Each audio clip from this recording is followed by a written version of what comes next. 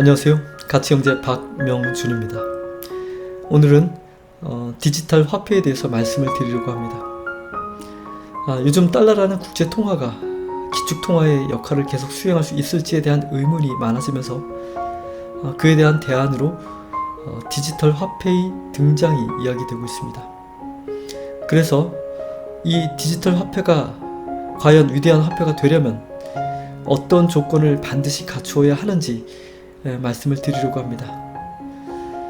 디지털 화폐는 암호화폐와 같은 가상화폐의 형태인데요.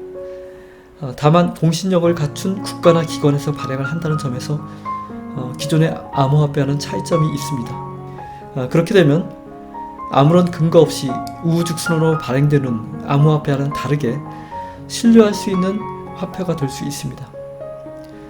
지금의 화폐는 금이나 실물이 아니라 단지 신용만을 기반으로 통화로서의 역할을 담당하고 있습니다. 이 화폐를 이만큼 지불하면 이 정도의 실물을 살 수 있다는 신뢰가 있기 때문에 그 화폐가 통화로서의 역할을 할 수 있는 것입니다. 화폐가 실물의 교환권으로서 현재까지는 믿을 수 있기 때문에 사람들이 그 돈을 주고받으며 실물을 사거나 파는 행위를 할 수 있다는 뜻입니다. 이러한 신뢰가 지속되어서 화폐가 통화로서 그 역할을 지속하려면 단 한 가지의 조건이 필요합니다. 그것은 화폐가 실물의 가치를 잘 반영하는 것입니다. 이것은 화폐가 재화나 서비스의 가치를 잘 분별해서 표현하는 능력을 잘 갖추고 있는 것과 또한 화폐가 가진 가치의 총량이 시중에 나온 실물 재화나 실물 서비스의 가치 총량과 잘 맞추어서 통화량이 실시간으로 변화하는 것, 이 두 가지 측면을 잘 수행하는 것을 말합니다. 먼저 질문을 하나 드립니다. 만약에 우리가 돈이 많다면 부자가 될까요? 또 다른 질문을 드립니다. 화폐가 있어야 하는 이유가 무엇일까요? 이들 질문에 대한 답을 찾으려면 우리에게 필요한 실물이 줄어들고 있다고 가정해 보면 됩니다. 쌀을 구하기 힘들고 마실 물을 구하기 어려우며 병원에서 치료를 받기가 힘들고 살아가면서 필요한 모든 실물 재화와 실물 서비스가 부족해진다고 그렇게 가정을 하는 것입니다. 그 상황에서 돈만 많으면 부자가 될까요? 그 많은 돈을 쌓아두고도 별로 할 수 있는 것이 없다면 과연 부자일까요? 돈은 목적이 아니라 우리가 구하고자 하는 실물의 교환을 위해서 사용하는 용도입니다. 실물이 부족해지면 돈의 가치가 추락하는 것은 명백한 일입니다. 화폐 자체가 부를 가져다 주지 않으며 돈만 많다고 해서 부자가 되는 것은 아닙니다. 함께 살아가는 세상에 필요한 실물 재화와 실물 서비스가 많아져야 진짜 부자가 됩니다. 화폐가 있어야 하는 이유는 실물의 가치를 표현하기 위해서입니다. 실물의 가치를 표현해서 가치가 서로 다른 실물들 간에 교환을 하는 용도로 화폐를 사용하려는 것입니다. 만약에 실물 재화나 실물 서비스의 총량이 늘어나서 실물의 총 가치가 늘어난다면 화폐의 양도 늘어나야 당연히 맞습니다. 반대로 실물의 총량이 줄어들어서 실물의 총 가치가 줄어든다면 화폐의 총량도 줄어들어야 맞습니다. 실물의 가치를 제대로 분별해서 표현하고 실물 가치의 총량에 맞게 자신도 총량이 조절되는 것이 화폐가 가져야 하는 필수적인 조건입니다. 이 필수적인 조건을 갖추어야 화폐로서 제대로 된 역할을 수행할 수 있습니다. 그러나 지금의 달러는 화폐의 필수적인 기능을 수행하지 못하고 있습니다. 이것은 실물이 가지고 있는 실제의 가치를 표현하지 못한다는 뜻이고요. 그리고 실물의 가치의 총량에 맞추어서 통화의 총량이 변화되도록 하지 못한다는 뜻입니다. 실물의 실제 가치를 표현하지 못하는 것은 달러의 문제가 아니라 우리 인류가 아직 가치를 정하는 방법을 만들어내지 않았기 때문입니다.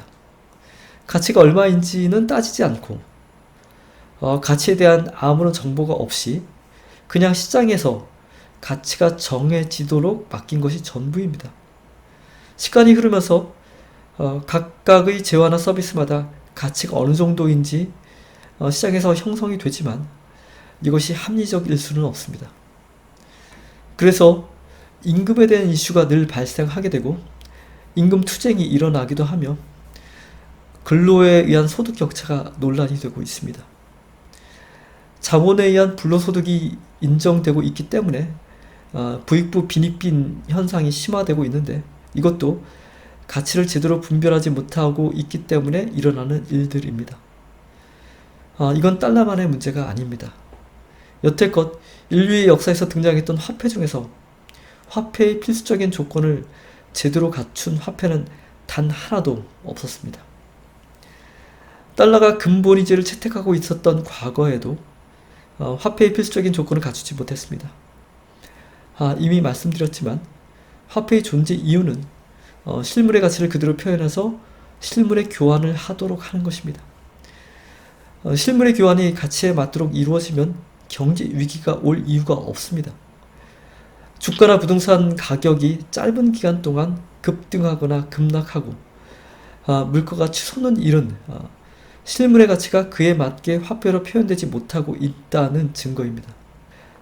달러가 몰락할지도 모른다는 우려가 나오는 이유는 어마어마한 규모의 부채 때문입니다.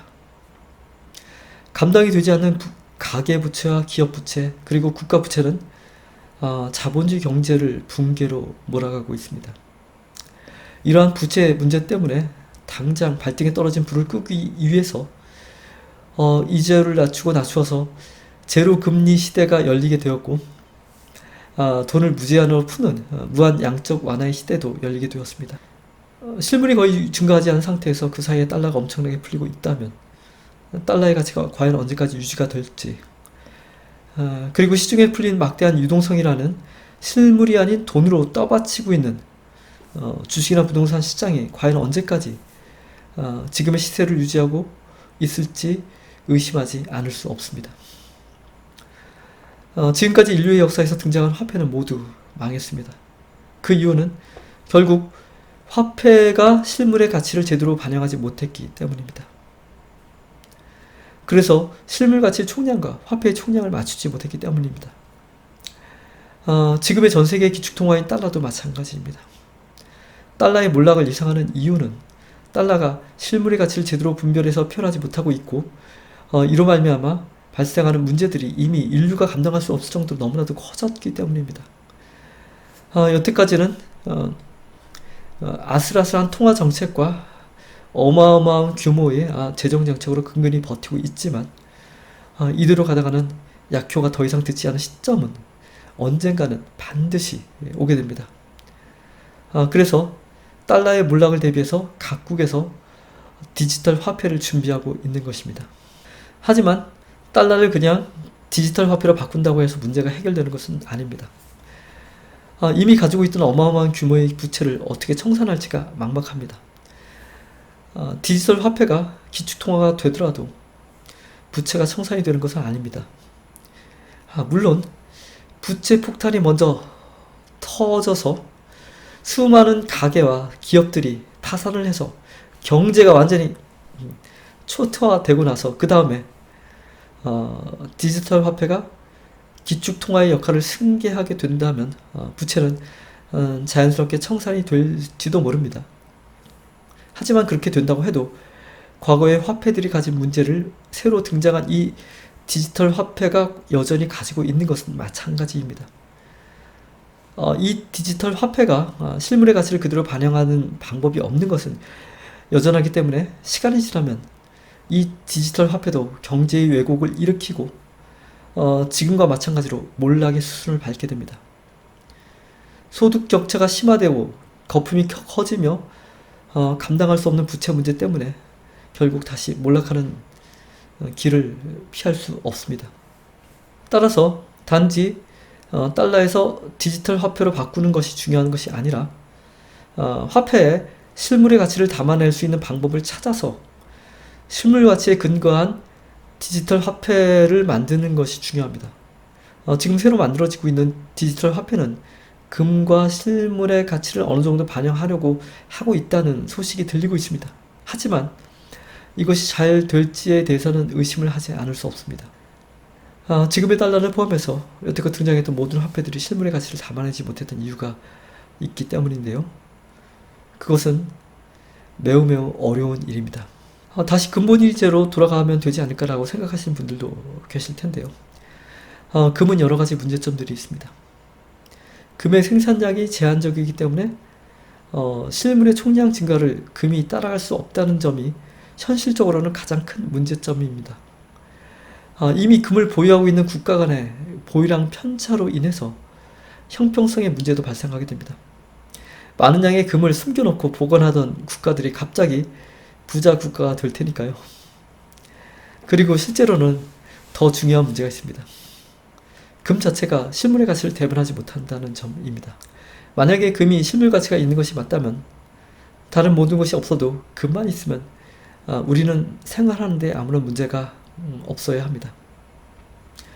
식량이 부족해지고 병을 치료해야 하고 휴대폰이 잘 작동되지 않는다면 이것을 금으로 해결할 수 있을까요? 금은 금일 뿐이고 실물이 아닙니다. 금이 실물로서 가치를 가지는 것은 산업용으로 금이 쓰일 때와 귀금속으로 사용되는 경우입니다. 그것 말고는 금이 다른 종류의 실물 재화나 실물 서비스들의 가치를 대변할 수 없습니다. 따라서 세상에 나와 있는 수많은 종류의 재화나 서비스의 본질적인 가치를 금으로 표현하는 것이 되지 않기 때문에 금본위제로 돌아간다고 해도 실물의 가치를 디지털 화폐로 나타내는 것이 되지 않습니다. 실물 가치의 총량 증가를 따라갈 수도 없지만 따라갈 수 있다고 해도 금 자체가 실물의 가치와는 상관이 없기 때문에 금본위제를 한다고 해도 디지털 화폐에 실질적인 가치의 효력이 발생하지는 않습니다.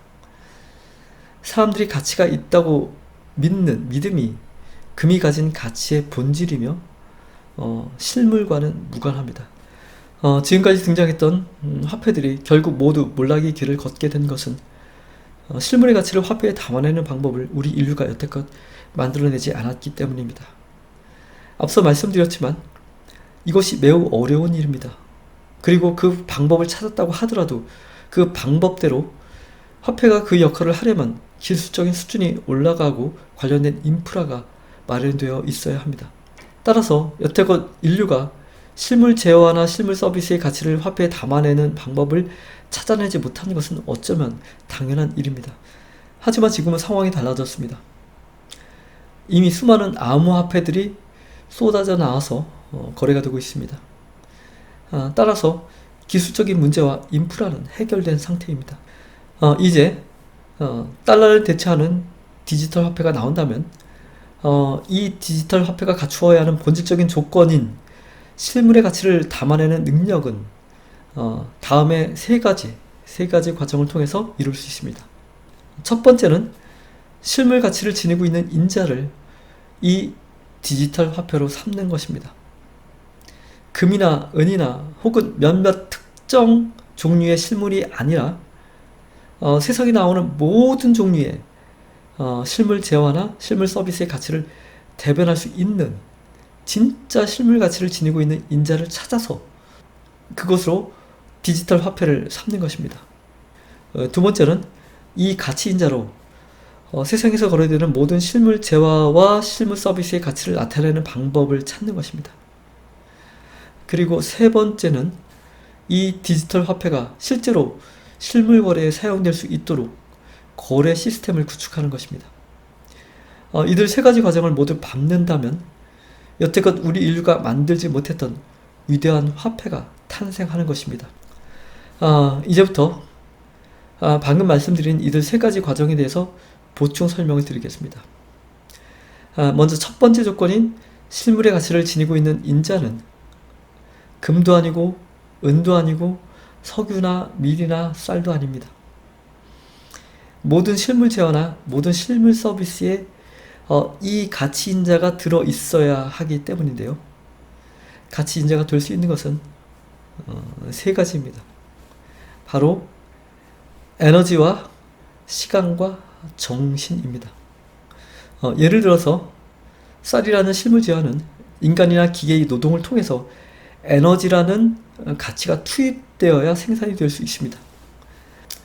노동을 투입하는 사람의 인생에서의 시간도 소모하기 때문에 시간이라는 가치도 투입이 됩니다. 그리고 경쟁을 하는 동안 정신적인 스트레스를 받기도 하고 생산량과 품질을 최대한 높이려면 수많은 상황에서 지식과 지혜를 발휘해야 하는 정신적인 활동을 해야 합니다.